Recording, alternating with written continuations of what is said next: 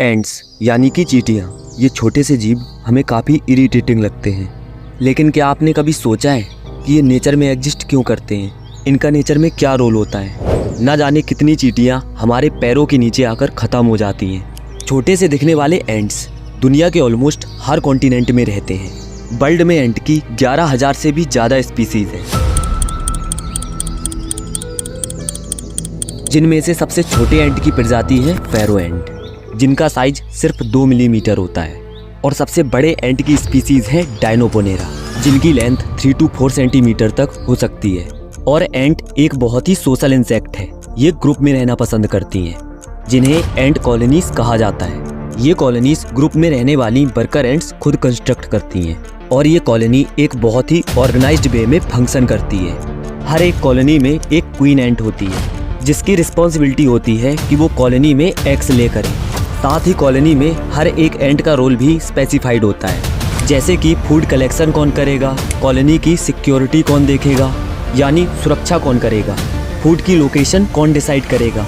तो अब सवाल आता है कि बिना किसी कन्वर्सेशन के ये एंट्स इतना सब कुछ कैसे कर लेती हैं? तो दोस्तों, आज के इस वीडियो में हम एंट्स के बारे में बात करने वाले हैं। तो हेलो गाइस, मैं हूँ आपका होस्ट रिवीजन दोस्त।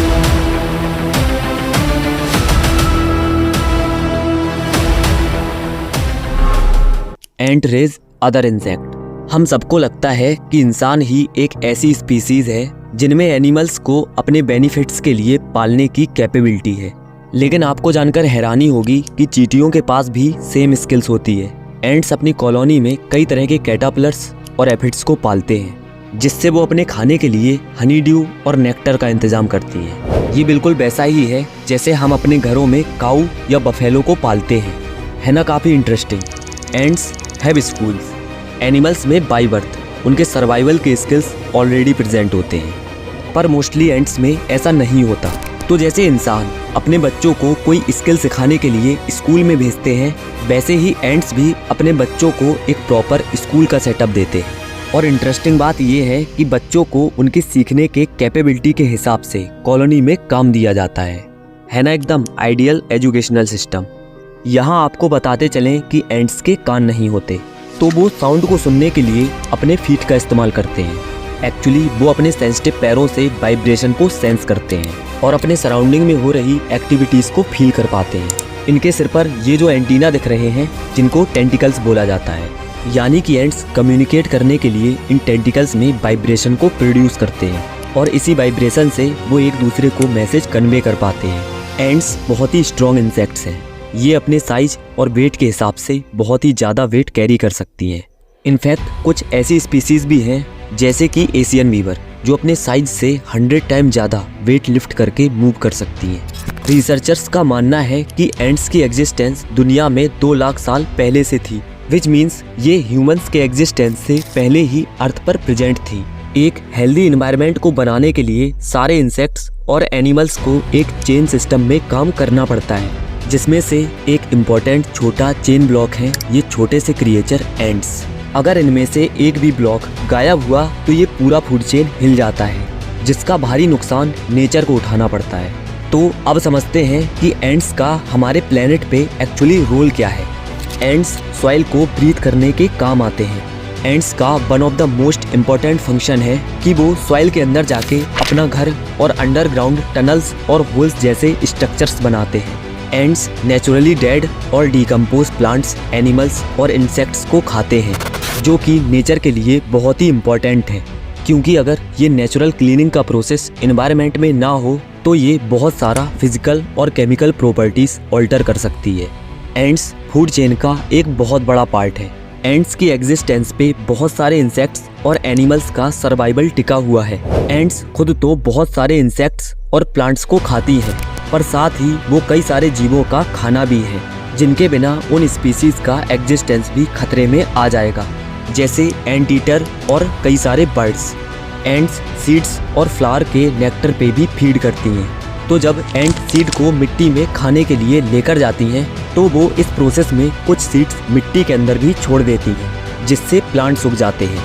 एंट्स इकोसिस्टम के एक बहुत बड़े इंजीनियर हैं। ऐसे क्रीचर्स जिनके होने से बाकी एनिमल्स को फूड और शेल्टर मिलता है, इन्हें इकोसिस्टम इंजीनियर्स कहा जाता है। और एंट्स भी एक इकोसिस्टम इंजीनियर है। एंट्स की प्रेजेंस से मिट्टी और पेड़ों में रहने वाले कई सारे माइक्रो ऑर्गेनिजम्स और इंसेक्ट्स निर्भर करते हैं। तो अब हम जान चुके हैं कि एंट्स कोई छोटे से इरिटेटिंग क्रिएचर नहीं है, बल्कि एनवायरनमेंट को बैलेंस करने के लिए एक बहुत ही इम्पोर्टेंट लिविंग बीइंग्स हैं। ये छोटे से एंट हमेशा कुछ ना कुछ करते रहते हैं और अपना काम हमेशा जारी रखते हैं। चींटियाँ अचानक से कहीं भी निकल आती हैं और फिर से गायब हो जाती हैं, क्योंकि ज़मीन के नीचे चींटियों की अपनी एक दुनिया होती है, जिनमें उनके द्वारा बनाई गई हजारों टनल शामिल होती हैं।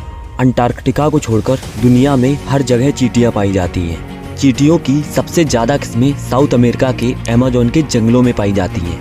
इन जंगलों में बायोडाइवर्सिटी बहुत ज़्यादा होने के कारण ये चींटियाँ आसानी से सर्वाइव कर जाती हैं। अमेज़न के जंगल दुनिया के सबसे बड़े रेन फॉरेस्ट हैं, जिस कारण इनको दुनिया के सबसे बड़े रिच फॉरेस्ट में शामिल किया जाता है। चींटियाँ फार्मिस्ट परिवार के यूसोशल कीड़े होते हैं, जो कि वास्प और मधुमक्खियों के परिवार में शामिल किए जाते हैं।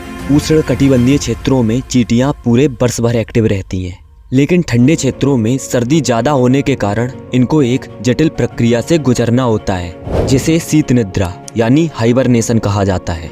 हाइबरनेशन यानी विंटर के दौरान जब बर्फ गिरने लगती है तो ये चींटियाँ 2 से 3 महीने के लिए बिलों में छुपकर रहने लगती हैं। एंट्स और सारे इंसेक्ट वातावरण के अनुसार अपने शरीर का तापमान नियंत्रित नहीं रख सकते हैं, जैसा कि हम इंसान और सारे मैमल्स कर सकते हैं। अगर ये चींटियाँ ऐसा करेंगी तो सारी की सारी मारी जाएंगी, इसलिए हर विंटर के दौरान उन्हें हाइबरनेशन करना होता है। चींटियों के अलावा और बहुत से जानवर हैं जो हाइबरनेशन करते हैं। वैसे तो चींटियों की आंखें होती हैं, लेकिन वो सिर्फ दिखावे के लिए होती हैं। उनसे वो देख नहीं सकती क्योंकि वो अंधी होती हैं।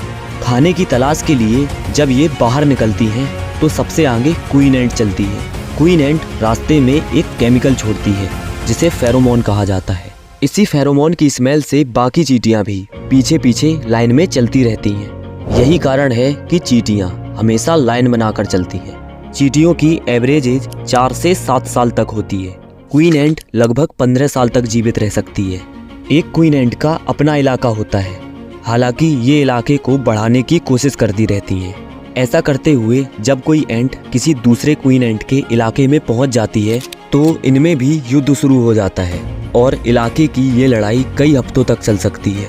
तो दोस्तों, आज के इस वीडियो में बस इतना ही, और कैसा लगा वीडियो हमें कमेंट करके ज़रूर बताएं।